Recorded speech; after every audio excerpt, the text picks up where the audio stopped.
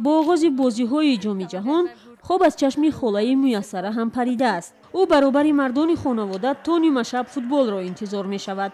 به دسته‌های ارژانتین، آلمان و ایران مخلصی می کند. بازی اخیر ایران او را چندان قانع نکرد. که هجوم و کردن ایران فقط و محافظت در گذشته برای هجوم دنی فقط محافظتی و در گذشتن خیلی که هجوم کنن نه میتونستن هجوم کنن گل شدن.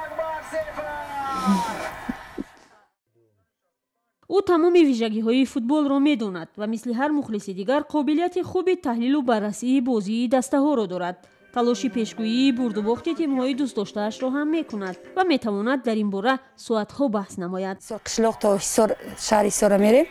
یکی درباره صحبت ها خوره بسیارتگی بچه‌ها هستن قدیم صحبت کردم بعدم بعد می‌خندن که خوش موینگد درباره دیگر چینیو فوتبال قتی مثلا چند شتگی میگوید چند این شوکی بازی داره میگوید گفته وای میکردن حیران شده و نگاه کردم میموندند که زن‌های هستن که نسبتی همه و یگان شوق رغبت ندارن سپورت من خیلی مثال در صحبت‌های غیبت‌های بیهوده در واره‌انو که در این بارها میگه فوتبال بوده است تو یک چیز در مخلصی میکنی که و زن‌ها و نیست دور مرکز دیو ضربه 11 متر موضوع صحبتی اصلی این بیبی با نبیرش هم که مخلص اشدی فوتبال است این روزها بازی جام جهان است. همین بیبی من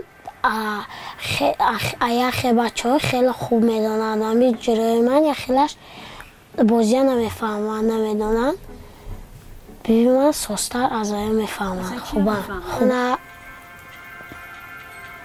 ضربه کنجی ضربه جرمی 11 متر ضربه جرموی همین باز و غیره میدونن حالت نابازی بیدنی.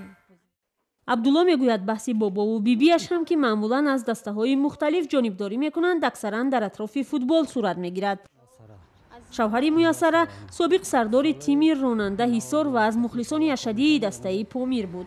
دیگه فرقش همین که همون غیبت و کمتر میشه. زنها همه غیبت و گبی بهدگی نگاه می‌دارند. که شوق هستی مثلا با مهر و محبت زیادتر میشه. خیلی بسیار وقت میگه که خیلی این کمان دست باز میکنه خیلی بردنش میبرد خیلی بعضا مثلا توری میبیادم تشویق کردی.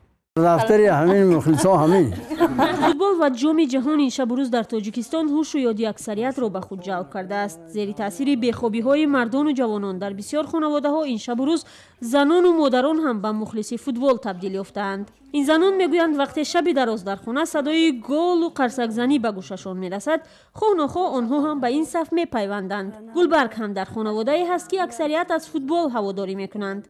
اویلوی هم مامان مخلصی اشدی همین فوتبال هستیم خصوصا با مخلص اشدی ساعتای 2 باید فوتبال باشد خسته تماشا میکنه با انا گل شده است گفته دویده اجاشون هم میخیزن بچه ها همین ذوق چیزا یا پسرچه ما در همین سپورت وای کردگی آماده کرده که خیلی تیار شود. مخلص 52 ساله فوتبال از دهه نیلوی حصار میسره عزیز و بر این باور است که فوتبال تنها ورزش نیست بلکه انسان را تربیت میکند. خالای میسره مخلص اشدی فوتبال که تمام عمر از پشت اکران تلویزیون فوتبال را هواداری میکند همیشه میخواهد در یگان بازی جهانی و یا حداقل فوتبال بین دسته‌های تاجیکستان شرکت کند. بسیار وقت میگم من بسیار وقتی که فوتبالای میشن من بین کماندای دیگه دولت‌ها حصار دا میشه دوشنبه دا میشه میگم منم برای تو منم مخلصم بیا که میبینم استادیوم زن‌ها شتاگه میگم آخه منم میشته که رفته منم باید بردنتون در کار گفته من میکنم خواهش میکنم.